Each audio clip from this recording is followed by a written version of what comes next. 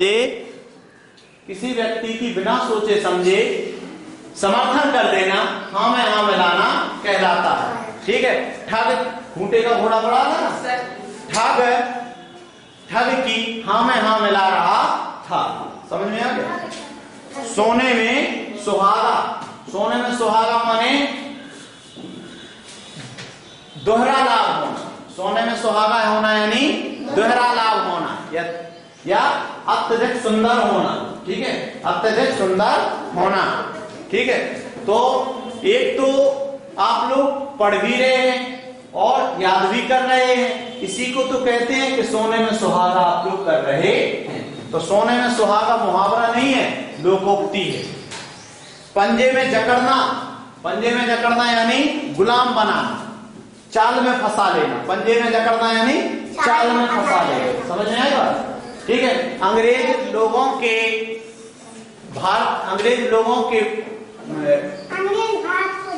हाँ, अंग्रेज भारत को अपने पंजे में जकड़े हुए थे।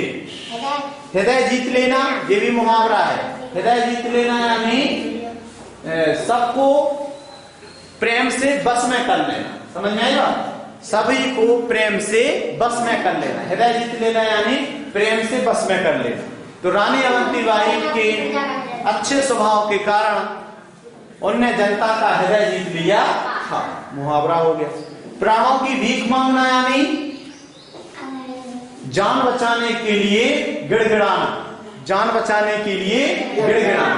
बाडिंगटन रानी अवंतीबाई से प्राणों की भीख मांग रहा था। नाक में दम करना यानी बहुत परेशान कर देना।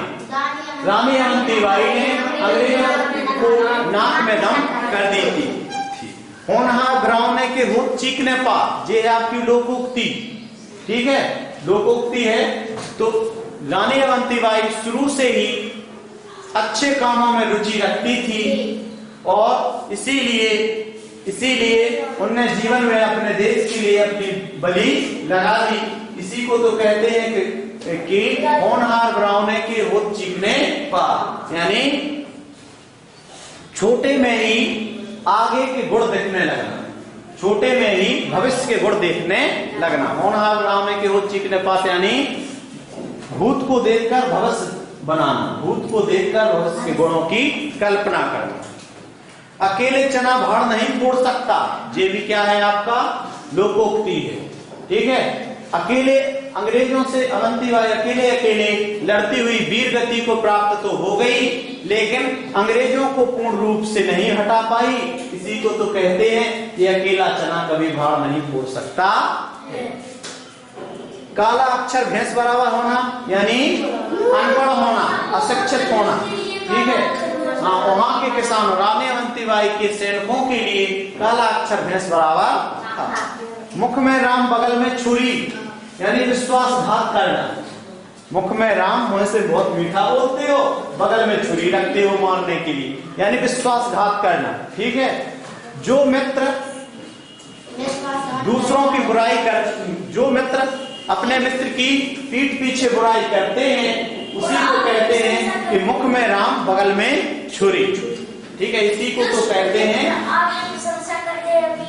हाँ, दुष्ट लोग आगे प्रशंसा करते हैं और पीछे निंदा करते हैं। विलोम शब्दों के आधार पर सही शब्द बनाइए, सही जोड़ी बनाइए। वर्तमान का विलोम भूत, रानी का विलोम राजा, समीप का विलोम दूर, समीप माने पास, दूर माने दूर। जीत का विलोम और बालिका का विलोम। समझ में आया। योग्यता विस्तार। अपने शिक्षक की सहायता से अपने क्षेत्र के स्वतंत्रता संग्राम के शहीद हुए व्यक्तियों की सूची बनाइए। खेत सिंह खंगार टीकमगढ़ के स्वतंत्रता सेनानी थे। और भी आप लोगों को कई स्वतंत्रता सेनानियों को देखना है तो टीकमगढ़ में जब आप कुंडेश्वर की ओर जाते हैं तो वहां पर जो एक टीकमगढ़ के तालाब का जो बांध है, उस बांध पर स्वतंत्रता सेनानियों की मूर्तियां बना दी गई। आया समझ में। इसलिए जब आप जाएं उन्हें देखें, उनके नाम भी सीखें और उनके बारे में भी जानें कि इन लोगों ने भी भारत को आजाद कराने में क्या क्या किया। रानी अवंतीबाई की तरह अपने देश की अन्य वीरांगनाएं और उनके नाम जानकर चर्चा करें और सूची बनाएं। देश की वीरांगनाएं लक्ष्मीबाई, सरोजिनी नायडू, अहिल्याबाई और हजरत महल बेगम भी वहां से अवध से थी ना, वो भी स्वतंत्र क्रांति की क्या संभाल रही थी, 1857 की क्रांति का मोर्चा संभाले हुए थी। पढ़ाना आजादी के बिगुल में।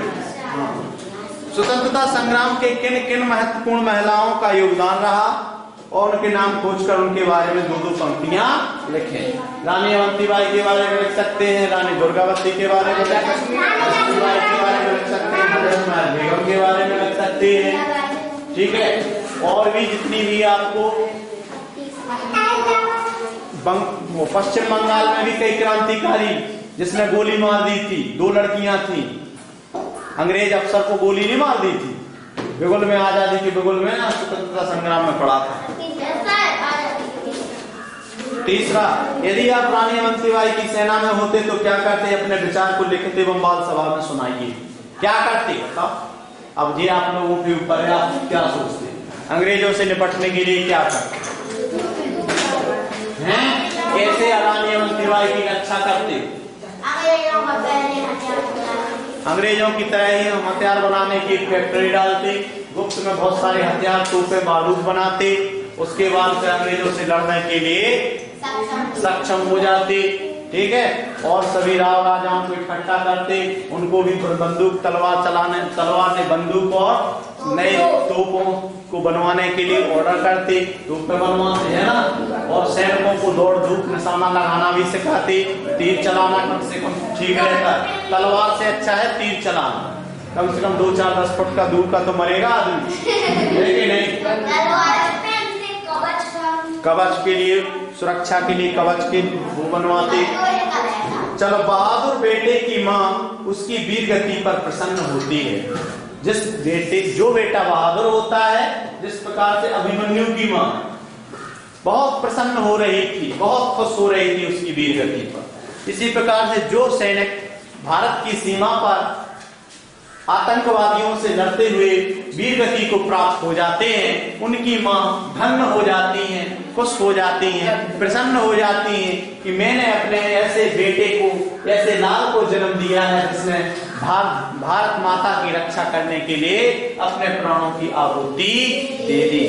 आई बात समझ में?